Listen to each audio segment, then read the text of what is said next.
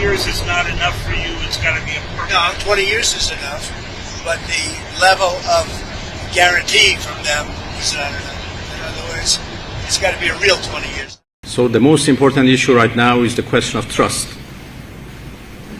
We cannot trust Americans at all. So everything should be exact. Everything should be defined very clearly before we can conclude a deal.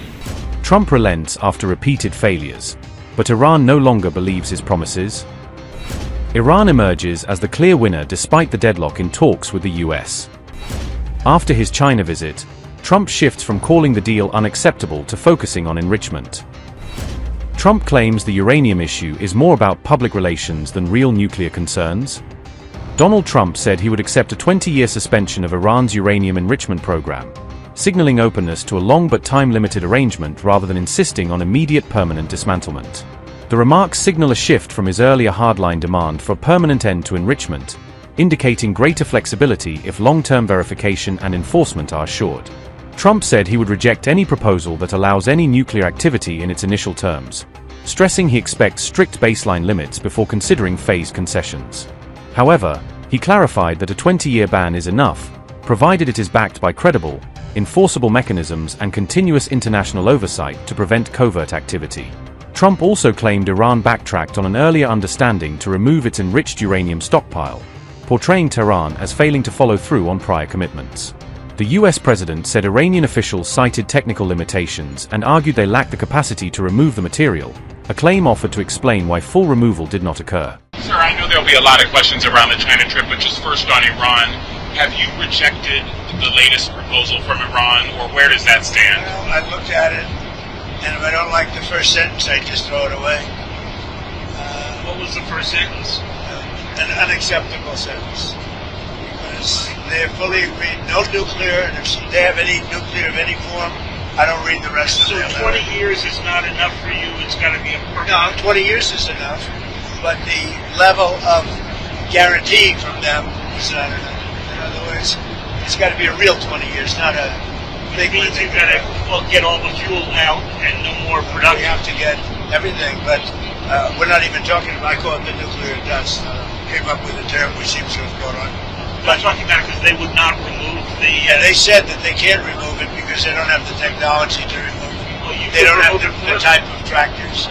They say the only one, they told me directly, they said the only one that can remove it is China or the US. We're the only ones with the equipment. They said you were right, it is a complete obliteration. With that being said, I want to get it. And they agreed to it, but then they took it back, but they'll agree to it eventually. Iran is believed to possess more than 400 kilograms of highly enriched uranium, a quantity that approaches weapons-usable thresholds and is of major concern to Western security analysts. Trump downplayed the urgency of physical removal at times, saying removing the uranium is more about PR than an absolute operational necessity if monitoring systems are robust. Still, he told Fox News he would feel better if the enriched stockpile were removed, acknowledging the political and confidence-building value of complete elimination. Donald Trump said, and I quote, "We have 9 cameras on that site, on those 3 sites, 24 hours a day. We know exactly what's happening. Nobody's even gotten close to it. I just feel better if I got it, actually," Trump said. "But I think it's more for public relations than it is for anything else." Unquote. The United States and Israel continue to insist on zero enrichment and the complete removal of all enriched uranium as non-negotiable conditions for a lasting settlement.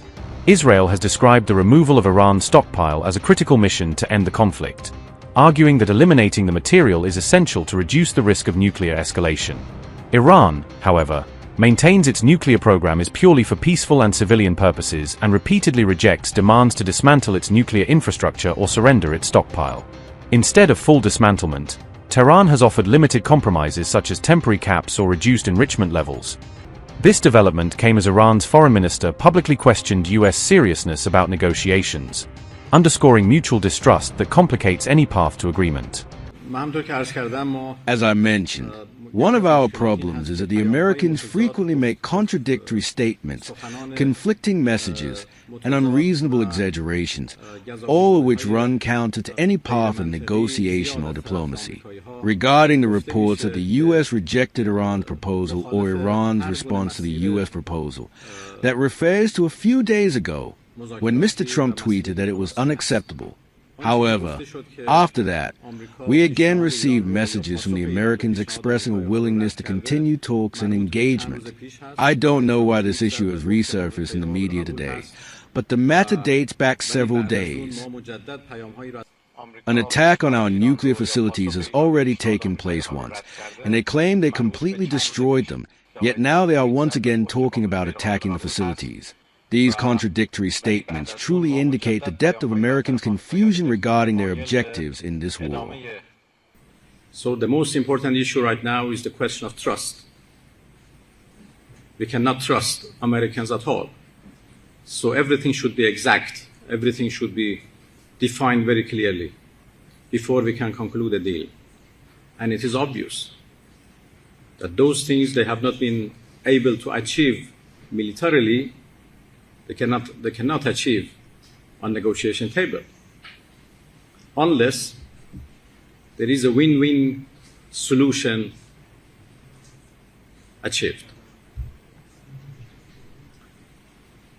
So the current negotiation is suffering from the lack of trust. As far as we are concerned, the Strait of Hormuz is open and all vessels can pass except the vessels belonged to those countries who are in war with us, who are fighting with us.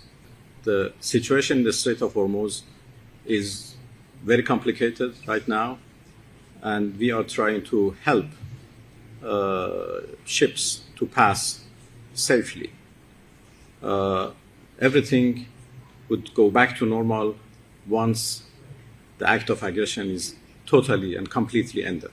China has been helpful in the past in the resumption of relations between Iran and Saudi Arabia. We have very good relations with China. We are strategic partners to each other. And we know that Chinese have a good intention. So anything that can be done by them to help diplomacy would be welcomed by the Islamic Republic of Iran.